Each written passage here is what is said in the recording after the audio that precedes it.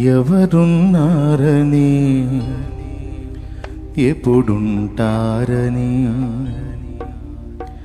చితికిన బ్రతుకున ఆశ్రయమెవరని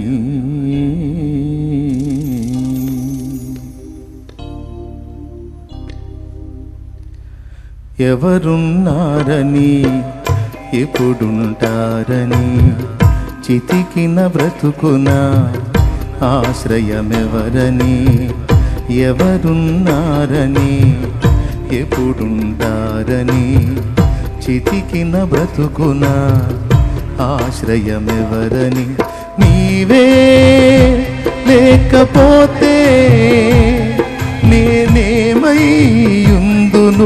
దేవా నీవే. యేసుక్రీస్తు నామంలో మీ అందరికీ శుభవందనాలండి.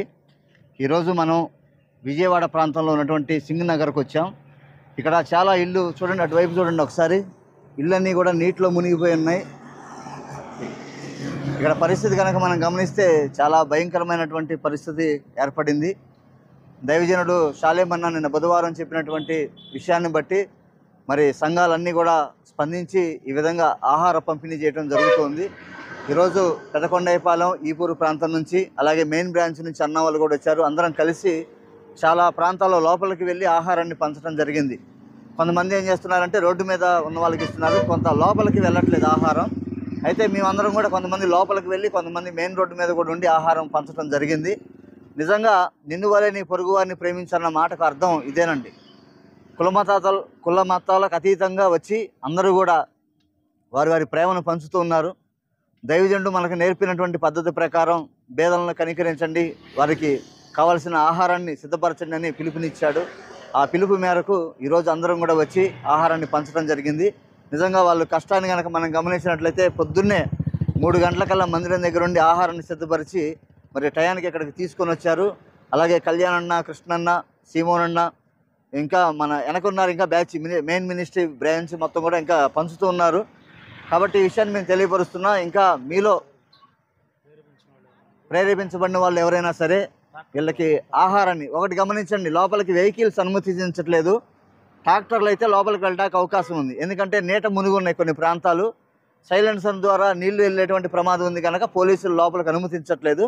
ఒకవేళ మీరు కనుక ఇలా ఆహారాన్ని పంచాలి, వస్తువులు పంచాలనుకుంటే మీరు ట్రాక్టర్ వేసుకొని వస్తే కనుక మీకు అనుమతి ఉంది లోపలికి, లేకపోతే వేరే వాహనాలు అయితే బయట ఆపటం జరుగుతుంది. కాబట్టి ఇది గమనించండి. నిజంగా దైవజనుడు మనకు నేర్పినటువంటి పద్ధతి, ఆయన పడినటువంటి అనుభవాలు మనకు చెప్పి నిజంగా ఈరోజు అందరం కూడా ఈ తండ్రి సన్నిధి పరిచర్లో పాలిభాగస్థులమయ్యాం. అందుని బట్టి దేవునికి మహిమ చెల్లిద్దాం అందరం కూడా. హల్లెలూయా. దైవజనుడు ఇంకా దేవుడు వాడుకోవాలి, బలపరచాలి. అంతేకాదు సంఘస్థులు కూడా అందరూ కూడా మరి ఈ దృక్పథంతో తోటి వారికి సహాయపడాలని ప్రభు ప్రేమను బట్టి తెలియపరుస్తున్నా. డినామినేషన్ భేదం లేదండి, ఆ డినామినేషన్ ఈ డినామినేషన్ అని భేదం లేదు. ముందు అన్యులైనా సరే ఎవరైనా సరే ఆకలితో ఉంటే వాళ్ళకి ఆహారం పెట్టడమే. కాబట్టి చాలామంది అన్యులను గమనించామండి, లోపలికి వెళ్ళి వాళ్ళకి వాటర్ లేదు, ఆహారం లేదు, చాలామంది ఇబ్బందులు పడుతున్నారు. కాబట్టి ఇలాంటి సమయంలోనే మనం ప్రేమను పంచవలసినటువంటి సమయం. కాబట్టి అందరూ కూడా ఈ మంచి విషయాల్లో పాలు పొందాలని ప్రభు ప్రేమను బట్టి తెలియపరుస్తున్నా. దైవజనుడు మరి మనల్ని నిజంగా సిద్ధపరిచాడండి దానికోసం. అన్ని విషయాల్లో సేవా రంగంలో కానీ ఇలా ఇతరులకు తోడ్పాటు విషయంలో కానీ చేయవలసినటువంటి మంచి కార్యక్రమాలన్నీ దైవజనుడు మనకు తెలియపరుస్తున్నాడు, మనం నేర్చుకుంటున్నాం.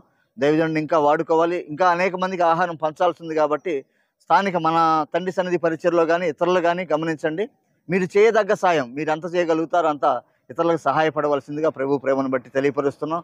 మరి ఇందులో పాల్గొన్న మీ అందరికీ కూడా ప్రత్యేకమైన వందనాలు.